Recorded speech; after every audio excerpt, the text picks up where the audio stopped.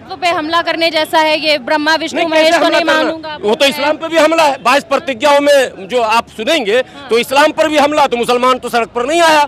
अगर धार्मिक दृष्टिकोण से देखेंगे, देखिए मत है, बौद्ध मत है, सिखिज्म है, क्रिश्चियनिटी है, इस्लाम है, जो कुछ भी यहाँ है सबका अपना अपना मत है और भारत स्वतंत्र है। भारत का संविधान सबको अपने अपने स्तर से चुनने का अधिकार देता। हमारी इच्छा है, मैं ब्रह्मा विष्णु महेश को नहीं मानता, तुम आप हमसे जबरन मनवाएंगे क्या? केजरीवाल जी भी देख लें, भाजपा वाले भी देख लें आँख खोलकर, कि ऐसे इतना आसान काम नहीं है कि आप हम पर थोप देंगे। आप हिंदू राष्ट्र की बात करते हैं, कौन सा हिंदू राष्ट्र? एकलव का अंगूठा कटवाने वाला। 14 अक्टूबर 1956 ये वही ऐतिहासिक तारीख है जिस दिन बाबा साहब ने बौद्ध धर्म की दीक्षा ली थी। नमस्कार, मैं नलिनी, आप देख रहे हैं द जनता लाइव और मेरे पीछे ये जमावड़ा, ये जल सैलाब देखकर आप अंदाजा लगा सकते हैं कि इस वक्त जो है मैं पंचशील के कार्यकर्ताओं के बीच में मौजूद हूँ। ये यूँ कहूँ कि पंचशील के दीवानों के बीच में मौजूद हूँ। जी हाँ, आज दिल्ली विधानसभा यानी कि दिल्ली सिविल लाइंस के बाहर राजेंद्र पाल गौतम जी, जो कि दिल्ली सामाजिक कल्याण मंत्री रहे हैं, आज वो लोगों के साथ कूच कर रहे हैं डॉक्टर बाबा साहेब अम्बेडकर मेमोरियल की तरफ। क्या है पूरा मामला हम आपको बताएंगे, उस रूबरू कराएंगे। 22 प्रतिज्ञाएं, ये वो प्रतिज्ञाएं हैं जो बाबा साहेब ने जब संकल्प लिया था कि वो बौद्ध धर्म अपनाएंगे तब उन्होंने ली थी। और वही 22 प्रतिज्ञाएं जब राजेंद्र पाल गौतम ने लोगों को अंबेडकर भवन में 5 अक्टूबर, जो कि अशोक विजयदशमी के रूप में मनाया जाता है, बौद्ध धर्म की दीक्षा दिलाई, तो उसी के बाद से इस पूरे मामले ने तूल पकड़ लिया। उस 22 प्रतिज्ञाओं को लेकर लगातार जो है राजेंद्र पाल गौतम जी का घेराव किया जा रहा है। कहा जा रहा है कि उन्होंने हिंदूवादी सरकार पर और साथ ही हिंदुओं के रिलीजियस पर जो है प्रहार किया है। हमारे साथ बातचीत करने के लिए जो है मौलाना साहब मौजूद हैं। सर, सबसे पहले आपका नाम जानना चाहेंगे। हाफिज गुलाम सरवर साहब, क्या लगता है ये जो पूरा जन सैलाब आज सड़कों पर उतरा है, किस तरीके की दीवानगी है ये? नहीं, समाज को आज जो है बधाई हम अपनी तरफ से देंगे। हाँ। और एक संदेश तो कम से कम मौजूदा उस सरकार को, जिस सरकार ने भारतीय जनता पार्टी के और संघ के दबाव में समाज के एक कर्मठ मंत्री, समाज कल्याण मंत्री राजेंद्र पाल गौतम से जबरन इस्तीफा लिया है। दो बातें सामने अभी समाज के आनी चाहिए। एक ये कि मैं आदर के साथ अपने मंत्री जी से विनती करूंगा, राजेंद्र पाल गौतम जी से, कि इस भीड़ को वो देखें और उनका हौसला बढ़ना चाहिए। उनको समाज के सामने आकर ये सच बोल देना चाहिए कि केजरीवाल ने उनसे आखिर कहा क्या है। अगर बाबा साहब की 22 प्रतिज्ञा को दोहराना अपराध है केजरीवाल की नज़र में, तो फिर केजरीवाल को बाबा साहब के अनुयायियों का वोट लेने का कहीं से कोई अधिकार नहीं है। ऐसे किसी भी दल को जो बाबा साहब की नीतियों, बाबा साहब की प्रतिज्ञाओं का विरोध करता हो या उसके लिए वो कष्टदायी बन जाता हो, मैं समझता हूँ ऐसे दल में इस समाज के किसी भी व्यक्ति को न तो वोट देना है और न उसके दल में रहना है। ये तय आज होना चाहिए। राजेंद्र पाल गौतम जी को जो है इस्तीफा देना पड़ा और इस्तीफा दे भी चुके हैं, काफी दिन हो गए, अभी तक अरविंद केजरीवाल की तरफ से कोई बयान नहीं आया। आप देखिए कि एक ऐसा व्यक्ति जिस पर गुजरात में पहले से ऑलरेडी मुकदमा है, विवादित व्यक्ति इनकी पार्टी में जुड़ता है, गोपाल इटालिया या बिटालिया क्या नाम है, उसको लेकर लगातार आम आदमी पार्टी 15 दिनों से प्रेस कॉन्फ्रेंस कर रही है। न वो विधायक है, न वो किसी समाज का प्रतिनिधित्व करता है। जिस पटेल समाज की बात कल कर रहे थे संजय सिंह कैमरे के सामने, उस पटेल समाज का नेता तो पहले ही किसी और दल में जा चुका है और उस पटेल समाज का नेता तो भाजपा में भी है, मुख्यमंत्री रह चुके केशु भाई पटेल। केजरीवाल जी इतना बच क्यों रहे हैं? नहीं, ये मुसलमानों में अमानतुल्लाह की गिरफ्तारी हुई, 3-4 बार अमानतुल्लाह के साथ दुर्व्यवहार हुआ, कभी केजरीवाल ने प्रेस कॉन्फ्रेंस नहीं किया, संजय सिंह ने नहीं किया, मनीष सिसोदिया ने नहीं किया।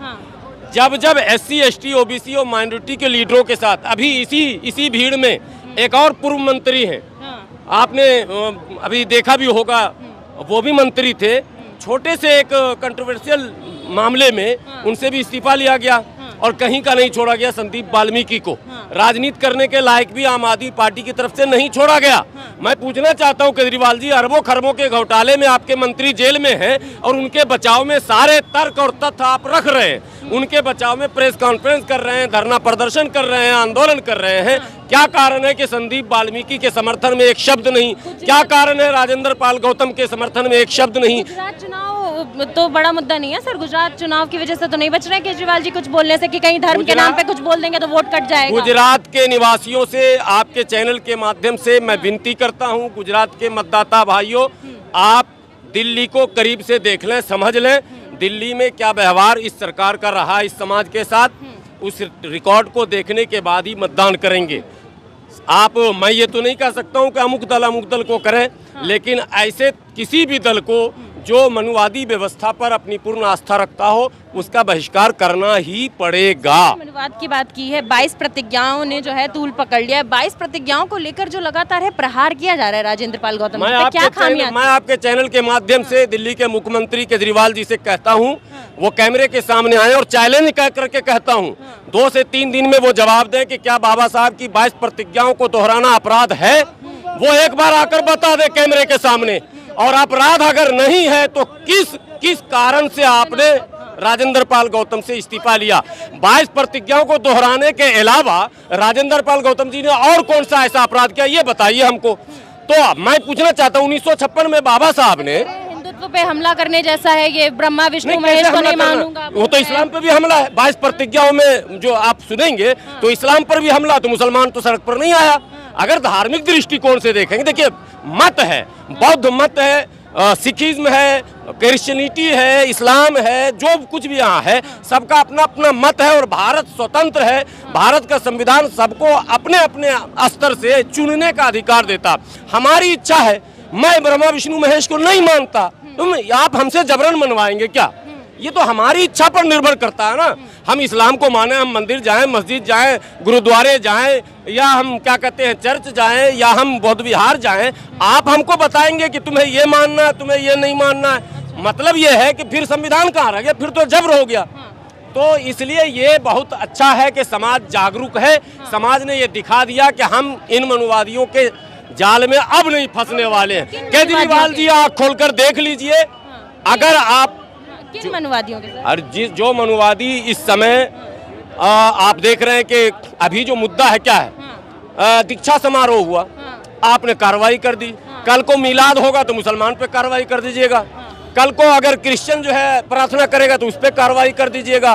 कल को सिख जो है गुरु ग्रंथ साहब का पाठ करेगा तो उस पर कार्रवाई कर दीजिएगा। तो मतलब केवल एक ही रहेगा ना, एक ही रहेगा मनुवाद।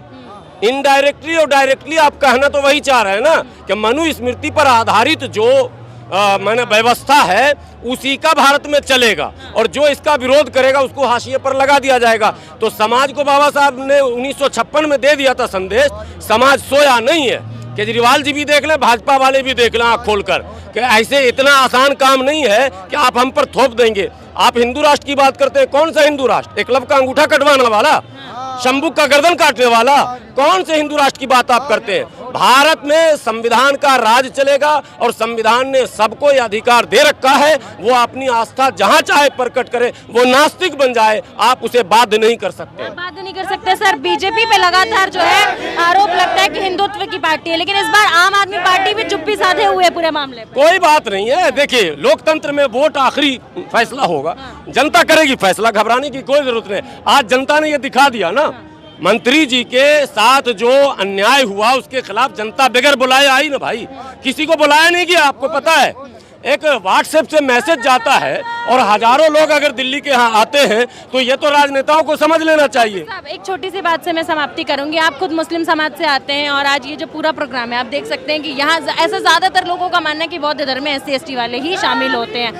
आप लोगों का, मुसलमानों को किस प्रकार समर्थन मिलेगा? नहीं, कैमरा इधर से भी दिखा दीजिए, इनको भी दिखाइए आप, और सैकड़ों लोग आपको मिलेंगे। हम लोग लगातार कई वर्षों से लड़ाई लड़ रहे हैं। संवैधानिक व्यवस्था को, लोकतांत्रिक व्यवस्था को भारत में मजबूत करने के लिए हमको शोषित समाज, वंचित समाज के साथ खड़ा होना होगा। ये हमारा धार्मिक कर्तव्य है, नैतिक कर्तव्य है, सामाजिक कर्तव्य है और संवैधानिक कर्तव्य है कि हम उस समाज के साथ खड़े हों जिसके साथ अन्याय हो रहा। अन्याय जिसके साथ हो रहा दुनिया देख रही किसके साथ हो रहा है। ठीक है, बहुत शुक्रिया सर।